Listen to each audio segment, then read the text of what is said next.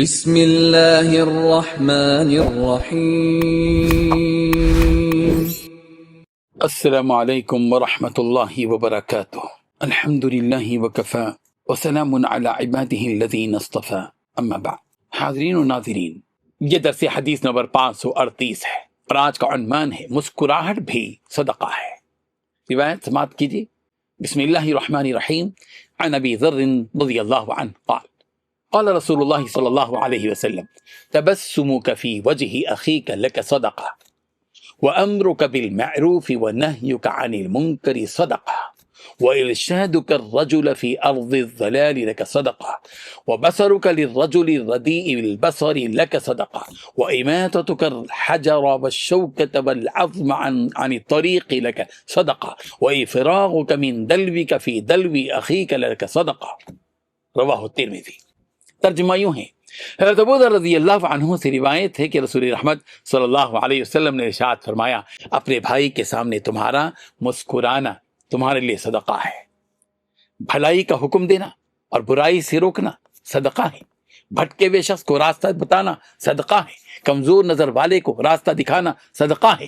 راستے سے پتھر، کانٹا اور تکلیف دہ چیز ہٹانا صدقہ ہے، اور اپنے برتن سے اپنے بھائی کے برتن میں پانی ڈالنا بھی صدقہ ہے۔ اللہ اکبر۔ حاضرین و ناظرین، اس حدیث میں رسول رحمت صلی اللہ علیہ وسلم نے نہایت خوبصورت انداز میں یہ تعلیم دی ہے کہ اسلام میں نیکی اور صدقہ صرف مال خرچ کرنے کا نام نہیں ہے، بلکہ انسان کا ہر اچھا عمل بھی صدقہ شمار ہوتا ہے۔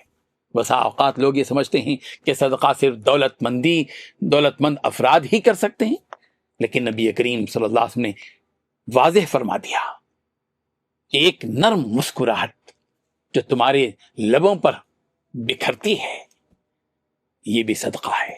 اچھے اخلاق یہ بھی صدقہ ہے۔ دوسروں کی مدد یہ بھی صدقہ ہے۔ لوگوں کو فائدہ پہنچانا یہ بھی صدقہ ہے۔ اللہ تعالیٰ کے نزدیک یہ سارے اعمال صدقے میں شمار ہوتے ہیں۔ حدیث کے آغاز میں رسول رحمت صلی اللہ علیہ وسلم نے مسکراہٹ کو صدقہ شمار فرمایا ہے، کیونکہ مسکرانا تیروں کو جوڑنا، محبت پیدا کرنا اور نفرتوں کو ختم کرنا ہے۔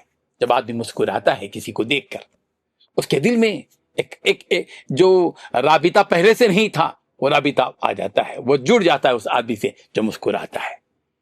محبت پیدا کرتی ہے یہ مسکراہٹ، نفرتوں کو ختم کرتی ہے یہ مسکراہٹ۔ اسی لیے گھور کر مت دیکھیے، منہ پھلا کر مت دیکھیے۔ وَلَا تُسَعِّرْ خَدَّكَ لِلنَّاسِ، لوگوں کے سامنے منہ مت پھلانا ہے۔ حضرت لقمان اپنے بیٹے کو نصیحت کی تھی۔ ایک خوش اخلاق اور خندہ پیشانی سے ملنے والا شخص دوسروں کے دلوں میں اپنی جگہ بنا لیتا ہے۔ اسی طرح بھلائی کا حکم دینا، برائی سے روکنا بھی عظیم نیکی ہے، کیونکہ اس سے معاشرہ پاکیزہ اور نیک بنتا ہے۔ رسول رحمت صلی اللہ علیہ وسلم نے راستہ بھولے ہوئے شخص کو راستہ بتانے اور کمزور یا نابینا آدمی کی مدد کرنے کو بھی صدقہ قرار دیا۔